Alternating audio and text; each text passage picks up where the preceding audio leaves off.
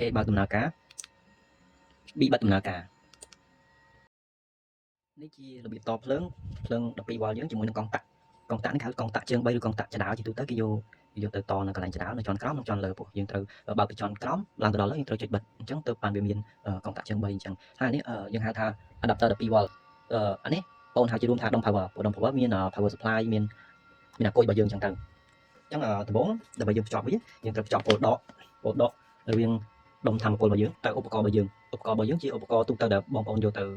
ប្រើការតាមដំណើរការរបស់បងប្អូនអញ្ចឹងយើងតពោលដកបន្តពីតពោលដករួចពោលបូកពីដុំធម្មពលរបស់យើងមកដាក់នៅចំណុចកណ្ដាលបែបនេះប៉ុន្តែឧទាហរណ៍ជាមួយកង់តាក់ឲ្យស្រួលយល់នៅពេលតជាមួយនឹងឧបករណ៍ដុំវិជាពីចម្ងាយមកខ្ចៅទេស្រួលដល់វាបន្ទាប់មកយើងបើកវាមកបើកឲ្យមានភ្លើងអញ្ចឹងពេលដែលយើងតប្លុកទី1ទី2អញ្ចឹងគឺតភ្លាមវិលភ្លាមអញ្ចឹងយើងចុចបិទវាមកវាដាច់តែបើយើងតខាងនេះគឺអត់មានភ្លើងទេយកពីឧបករណ៍យើងមកដាក់ខាងនេះតភ្លាមគឺវាអត់មានភ្លើងទេអញ្ចឹងដុំវិជាយើងក៏ដូចគ្នាតែជាទូទៅវាច្រើនគេតនៅ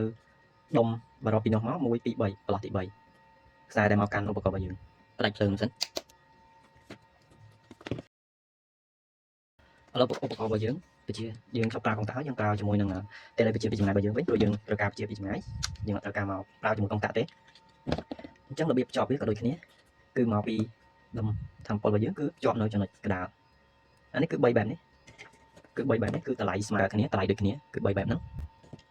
បន្ទាប់មកយើង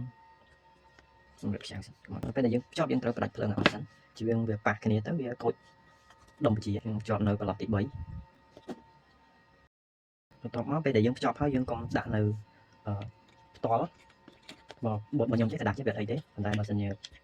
ទីតាំងរបស់បងប្អូនមានជាតិសំណើមអីវាអាចឆ្លងឧបករណ៍នេះធ្វើឧបករណ៍ខូចអញ្ចឹងយើងភ្ជាប់ហើយយើងដាក់ទ្រាំចឹងបែបហ្នឹងមកឥឡូវយើងបើកសិនមានចរន្តអត់អញ្ចឹងនៅពេលដែលបើកអញ្ចេះគឺយើងបញ្ជាទៅវាដើរទេព្រោះតែអត់មានភ្លើងដើម្បីឲ្យរលារបស់យើងដំណើរការអញ្ចឹងយើងត្រូវ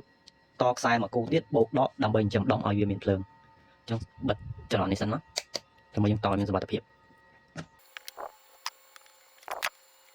នៅខាងក្រោយនេះគឺបូកខាងនេះដកហើយនេះគឺដូចកង់តាក់យើងអញ្ចឹងបូកគឺនៅចំណុចនេះចំណុចទី4បើយើងរាប់ពីលើមកហើយទី5គឺចំណុចដក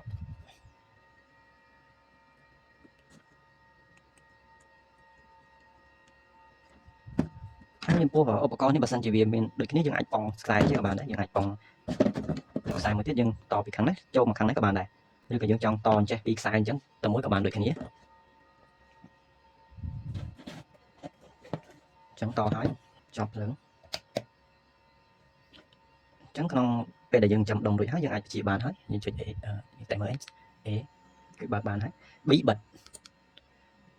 A បើកដំណើរការ B បិទដំណើរការ